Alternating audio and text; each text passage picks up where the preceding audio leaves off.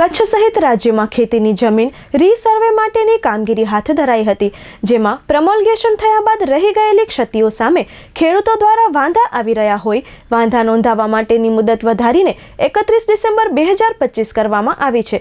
Digital India land records modernisation programme DILRMP હેઠળ ખેતીની જમીનની માપણી કરી પ્રમોલ્ગેશન કરવાની કામગીરી કચ્છ સહિત રાજ્યના 33 જિલ્લામાં હાથ ધરાઈ હતી। પ્રમોલ્ગેશન બાદ રીસર્વે રેકોર્ડમાં ખાતેદારો દ્વારા રેકોર્ડની ક્ષતિઓ સુધારવાની રજૂઆતો આવે છે।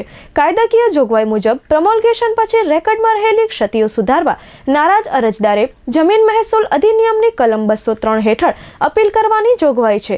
આવી અપીલ રાહેદાદ મેળવવામાં વિલંબ થવાની સાથે અરજદારોને હેરાનગતિ, વકીલાત ફી, અન્ય ખર્ચ થાય છે।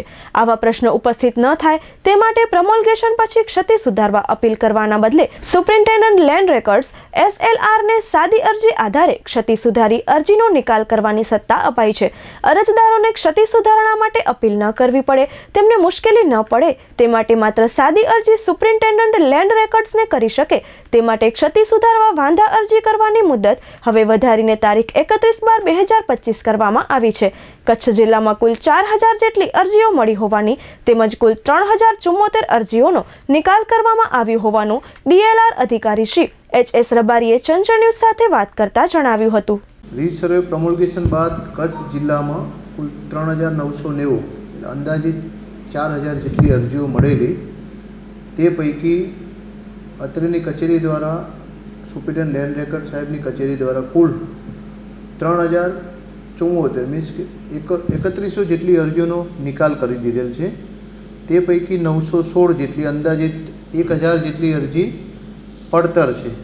એ પૈકીમાં માત્ર માપણી માટે 101 જેટલી જ અરજી પડતર છે। બીજી અરજી માપણી કામગીરી પૂર્ણ કરી છે અને હાલ કચેરીમાં દફતરી કામગીરી પ્રક્રિયામાં છે, જે શક્ય એટલી ઝડપી બની ચકાસણી કરી સુપ્રિન્ટેન્ડન્ટ લેન્ડ રેકર્ડ સાહેબને સુધારા માટે દરખાસ્ત કરવામાં આવશે।